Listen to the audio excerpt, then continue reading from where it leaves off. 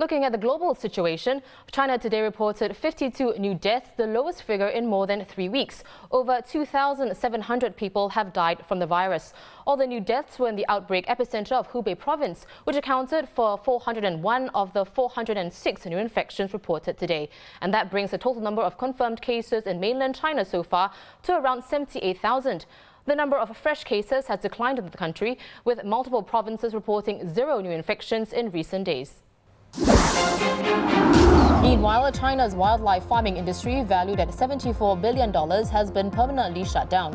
On Monday, the nation banned the buying, selling and eating of wild animals in an effort to prevent zoonotic diseases from jumping from animals to people. The coronavirus is thought to have been transmitted to humans by pigs, civets or pangolins at the Huanan Seafood Wholesale Market in Wuhan. Chinese authorities had temporarily banned the buying, selling and transportation of wild animals in markets, restaurants and online marketplaces across the country. Farms that breed and transport wildlife were also quarantined and shut down. The ban was expected to stay in place until the epidemic ends, but it's now permanent. We're now joined by China correspondent for the Straits Times, Elizabeth Law. Good to have you back, Liz. So, Liz, what's the time frame in which these new laws were introduced? It seems like a bit of a rush, actually. Well, so what happened is that the top lawmaking body, the Standing Committee of the National People's Congress, they had a meeting on Monday. On Monday, they had 2 items on their agenda. One was that they were just going to look at the drafts, 8 drafts of these wildlife laws.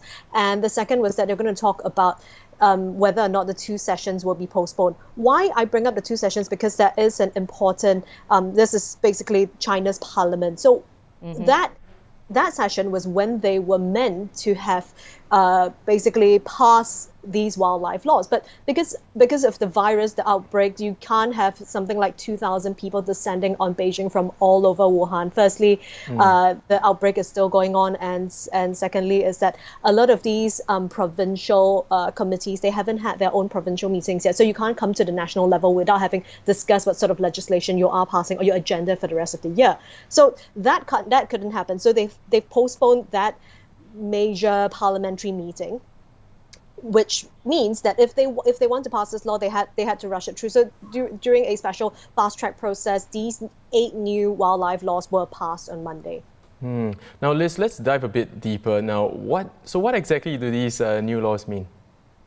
Right. So we aren't exactly sure about the nitty-gritty yet because they haven't shown like a proper draft of it. It's not been released. But what I understand is that firstly, it bans the eating, the trade, and the trafficking of wild animals. But that being said, because under the previous version of this legislation, there were some 50-something animals that you could still breed in proper farms, such as bamboo rats, raccoons, and badgers that were still allowed to be bred as long as you were under supervision and you were agreeable to inspectors coming in once a year for licensing reasons and for inspections. So it's not exactly clear whether or not this ban extends to these farms as well, which are quite a part of the Chinese palate, especially towards the south, or whether or not this just refers to animals that are being caught in the wild. Right. But Liz, do you think that the new laws can completely eradicate the wildlife trade in China?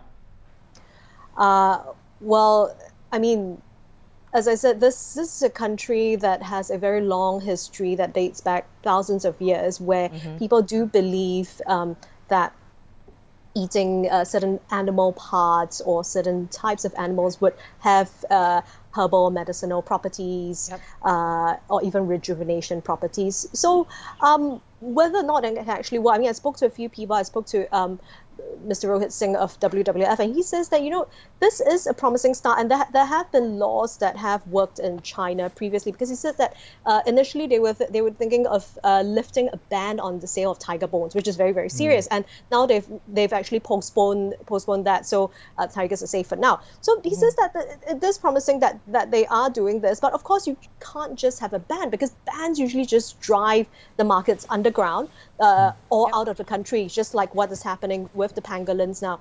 After they declared pangolins a protected species, the trade has now moved outside of China, and much of Asia's pangolins have been poached almost to near extinction, and they've moved further out into the African continent. So that is an area of concern. But I mean, I suppose, and he also said this, that with the proper education and the correct level of enforcement, I think it is possible. And again, as I've said this many times before, if there's any country that has the willpower and that sort of mass mobilization ability, it is China. Right. Well, thank you so much for your time, Liz. That was China correspondent Elizabeth Law speaking on China's new laws that ban the trade and consumption of wild animals.